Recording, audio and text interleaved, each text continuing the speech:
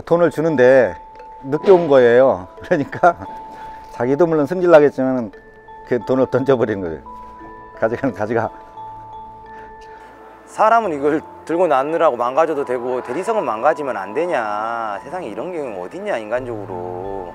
안녕하세요. 저는 퀵서비스 일을 한 지가 한 20년이 넘어가고 있습니다.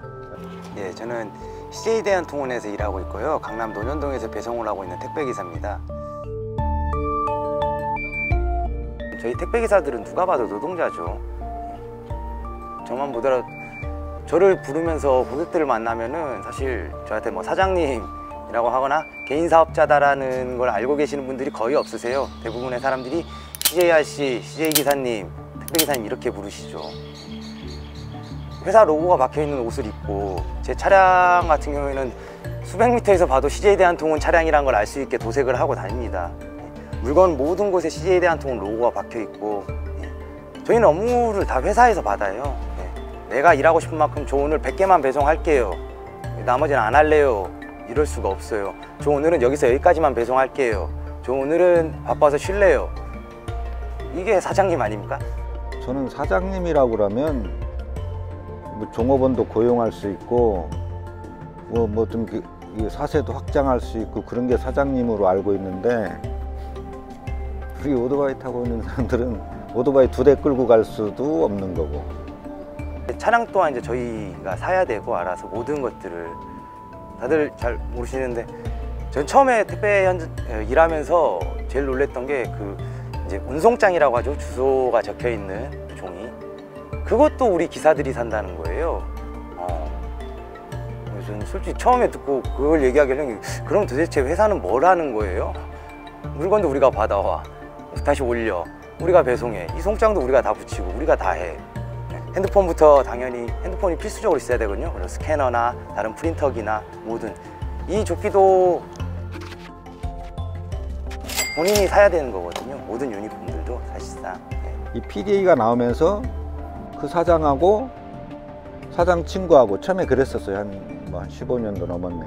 벌써 또 다른 친구하고 이렇게 셋이서 연합해 가지고 이 사장 밑에 있는 또 이 사장 밑에 있는 우리 기사들, 이 사장 밑에 있는 기사들 이렇게 합해 가지고 우리 기사들을 이 몇 분의 사장이 이제 공유를 했지. 우리 기사들을 공유해 갖고 자기 그 관할권 내에 들어오면은 그 사장이 우리를 또 부려먹고 일 주고 이랬는데, 어떻게 보고 우리를 사장이라고 하는지는 좀 이해가 안 됩니다. 돈을 주는데 늦게 온 거예요. 그러니까 자기도 물론 승질나겠지만 그 돈을 던져버리는 거예요. 가져가. 그 친구가 그렇게 해도 좀 그런데, 좀 그러니까 어떻게 보면 자식 정도밖에 안 되는.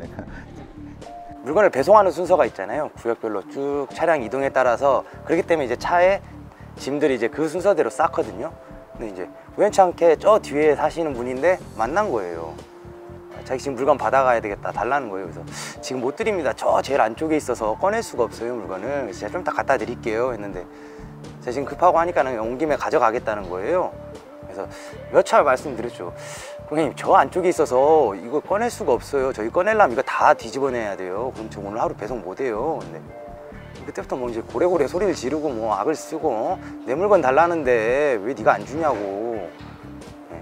그래서 그렇게 실갱이를 한 10분 넘게 하다가 결국엔 꺼내줬어요. 저는 그 다 해가지고 꺼내는데 또 수십 분 걸렸지. 그 다시 또 정리하는데 또 수십 분 걸리지. 그 정리라고 해도 잘 되겠습니까? 저 안쪽에 있는 걸 꺼내는데. 이제 당연히 고객의 물품을 전달하는 건 맞죠. 근데 저희도 그 사정이 있잖아요. 업무라는 게 있고 저희도 순서가 있는 건데, 단순히 내 거니까 빨리 갖다 주세요 하는 식의 태도들, 그리고 어쩔 수 없는 이 현황의 양쪽에 있는, 회사는 회사대로 물건도 늦게 줘, 배송 출발을 늦게 해, 고객은 고객대로 빨리 받아야 되겠다라고 하고 있는 사이에서 계속 이제 껴서 기사들은 당하는 거죠. 강요를. 사무실들이 한 층에 여러 개씩 들어있는 7층 건물인데 수레로 못 끌고 들어가게 해요, 물건을. 그래서 나 처음 가서 황당해서 왜 못 끌고 들어가냐. 그러니까 바닥이 이렇게 대리석으로 돼 있거든요. 대리석이 깨질 수 있다는 거예요. 망가질 수 있다는 거예요. 너무 황당한 거예요. 아니 그러면은 사람은 이걸 들고 나느라고 망가져도 되고 대리석은 망가지면 안 되냐. 세상에 이런 경우 어딨냐 인간적으로. 근데 뭐 안 된다는 거예요. 무작정 술에 못 쓴다. 알아서 들고 나르던가 해라 식이에요. 저 지금도 몇 년째 계속 들고 나르고 있어요. 실제로 엘리베이터 화물 엘리베이터 전용 있잖아요. 우리 가면은 아니 이거를 타도 비상문 열고 들어가서 화물 엘리베이터 타라 그러잖아요. 아니 이거 뭐 그저 왜 물어봤어. 왜 그래요? 왜 우리는 절리 가야 됩니까? 물어봤더니 좀 있으면 높은 사람들 온대요. 넥타이 메고 그러면 갔으면 엘리베이터 타게 했을란가? 택배는 뭐 다들 인식하실 수 있다시피 주택에는 이제 근골격 개가 이제 가장 크죠. 예. 하루에 열 몇 시간을 계속해서 서서 보내거든요. 그리고 그것도 계속해서 짐을 들고 있고, 예. 그냥 평지를 걷는 것도 아니고 계단이든 오르막이든 예. 상관없이 계속해서 왔다 갔다 하다 보니까 그러다 보니까는 뭐 안 아픈 사람이 없죠. 어디 한 사람이 여기가 약한 애가 아니라 당연히 똑같이 무릎이 아프다 보니까는 무릎을 덜 쓰게 되고, 그럼 짐을 들 때 그러다 보니까 이제 허리가 아프게 되고, 예. 허리로 안 되다 보니까는 어깨에 짊어지고, 예. 손, 발목 뭐 다 아파오는 거죠. 순서대로 번갈아 가면서 계속 여기가 아픈데 좀 파스나 붙이고 여기 좀 덜 쓰면서 다른 데를 더 써서 일하고, 예. 이게 기본의 삶이죠. 지금 택배 기사들의. 예. 회사들은 서로 이제 경쟁적으로 이 서비스질을 향상시키기 위해서 이 클레임들에 대해서 택배 기사들을 굉장히 많이 압박하거든요. 저희 같은 경우에도 이제 얼마 전에도 이제 한 게 뭐냐면 배송 시간까지 이제 정확히 맞추라는 거예요. 이 구역에는 몇 시부터 몇 시 정도에 배송된다. 이걸 2시간 타임으로. 사람 일이라는 게 어떻게 될 줄 알고 정신적으로 많이 힘들 수밖에 없어요, 실제. 그래서 육체적, 정신적으로 진짜 둘 다의 직업병을 다 갖고 있을 수밖에 없는 육체 노동자이자 감정 노동자죠, 택배는. 오토바이 타는 일이요. 이게 거의 일하는 동안에 이게 픽업하고 이 전달하는 일 외에는 오토바이 그대로 비슷한 자세로 계속 앉아요. 이렇게 해서 오토바이 타고 있는 거기 때문에 굳습니다. 굳어. 목, 어깨 이런 데가 고정된 자세로 계속 일하는 것이 사람들 주변 친구들 보면은 그게 이제 가장 큰 원인인 것 같아요. 뭐 저는 이제 한 거의 5년 10년 전부터 이 목하고 어깨, 목, 거기는 아주 상습적으로 늘 안 좋습니다. 그 비슷한 증상이 대부분 있어요. 나이 뭐 좀 다들 많아서 그런지 몰라도 다들 그렇게 아파합니다. 병원요.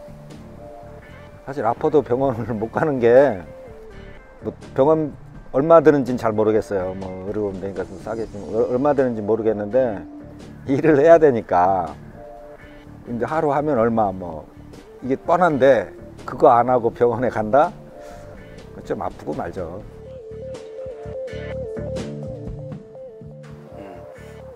저희가 제일 많이 다치는 경우들이 이제 배송하면서나 넘어지거나 이런 게 많거든요. 하루에 물량이 정해져 있고 이걸 시간 안에 해야 되고 하루 종일 서 있고 있다 보면 다리에 힘이 풀리죠. 그런다고 해서 계단을 오르거나 내리는 속도를 늦출 수는 없거든요. 계속 압박이 있기 때문에 시간에. 그러다 보니까 이제 잘못 헛뛰는 경우들이 되게 많아요. 그래서 저희가 차량에 이제 탑에서 정리하다가 거기서 또 떨어져서 넘어지는 경우, 아니면 계단에서, 보통 이제 그냥 걸어가다가 넘어지거나 그러지는 잘 않은데 계단에서 넘어지는 경우들이 굉장히 많더라고요. 그래서 부른 사람들이. 그래서 허리나 무릎 이런 데를 상하고 이런 경우들이 좀 많이 있죠. 택배는 아무래도. 네.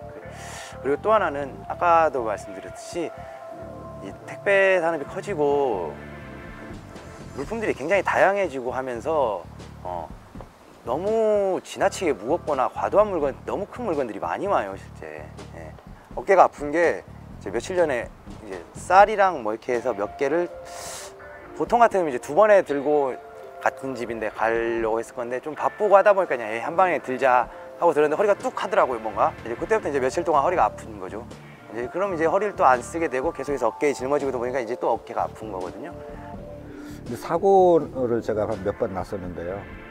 제가 안 피곤했더라면 피할 수 있었던 것 같아요. 이제 큰 사고가 2번 있었는데 다행히 크게 다치진 않았는데 그 두 개가 다 피곤했던 거 하나 하고 서둘렀던 것 때문에 정말 아찔했던 사고였는데 오래 살으라고 했는지 큰 사고로는 이어지지 않았어요. 근데 이 피곤했던 거는 밤늦게까지 일하고 또 욕심에 다음날 일찍 일어나서 가니까 그렇다고 뭐 낮에 쉴 시간 같은 거 없으니까 서둘렀다는 거는 이제 한 개 더 가져가야만 되는데 안 가져가면 수입이 참 차이가 많이 납니다. 우리가 차이가 많이 나는 데서 그 한 개를 더 가져가려고 하다 보니까 서두를 수밖에 없고, 그래서 이 서두르고 피곤했던 것이 아마 사고를 나는 대부분의 우리 동료 기사들이 그것 때문일 거라고 봐요. 피곤하지 않고 정신이 제대로 했다면 또는 서두르지 않았다면 안 될 텐데 그것 때문에 사고의 아주 주범이라고 생각합니다.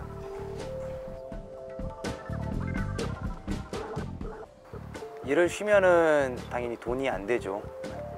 택배기사들은 대부분 다 생각은 그냥 돈 안 벌더라도 그날 일당 없더라도 쉬고 싶다예요. 근데 매일 나오는 물량들이 있어요. 그리고 내가 쉬고 싶다고 쉬지 못하고 이 물량을 어떻게든 책임을 져야 돼요. 예. 차라리 그냥 나 오늘 하루 쉬고 그냥 돈 안 벌래 하는 상황보다도 더 열악하고 힘든 거죠. 뭐 좀 더 사람답게 살고 싶죠, 좀 편하게 일하고 싶어요가 아니라 최소한 우리 아프면 좀 쉴 수는 있게, 최소한의 치료는 받을 수 있게. 제가 실례로 예전에 봤던 형님들 중에서 어떤 분이 계셨냐면 저랑 이제 다른 택배 같은 구역이셨는데 다리를 살짝 저르세요, 이분이 배송을 하시는데. 나중에 이제 꼭 물어봤어요.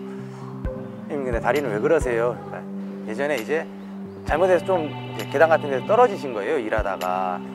이제 무릎이랑을 다치신 거죠. 어쩔 수 없이 하루인가 이틀 정도 쉬고 다시 일을 나왔대요. 그때부터 이제 다리를 다친 상태에서, 아픈 상태에서 계속해서 일을 한 거죠. 당연히 다리에 상처는 안 나은 거고, 그분은 이제 그날 이후로 평생 이제 다리를 쩔뚝거리면서 또 다른 일을 할 수도 없잖아요. 그래서 계속해서 이 택배 일을 하고 계시는 거예요. 그때 만약에 그분에게 충분히까지는 아니더라도 최소한의 휴식과 치료를 받을 수 있는 방법이 있었다라면 멀쩡하게 걸어 다닐 수 있으셨죠. 건강검진 문자고는 한 번도 안 갔는데 그 이유가 단순해요. 그냥 돈도 없고 그 받으러 갈 시간에 일을 해야 되고. 우리 킥하는 동료들 중에서도 이거 일당 물어주고 치료받게 한다는데 실제로 일당 때문에 치료 포기하는 사람이 대부분인데, 근데 이런 제도가 있으니까 아유 얼마나 좋은지 모르겠어요. 우리 모든 보장, 사회 보장들의 사각지대에서 받지 못하고 있는 우리 택배기사들에게 꼭 좀 적용이 됐으면은 싶은 소망이 간절하죠. 열악한 환경 속에 있는 노동자들을 위하고 있구나 좀 느낄 수 있는 기회가 됐으면 좋겠어요.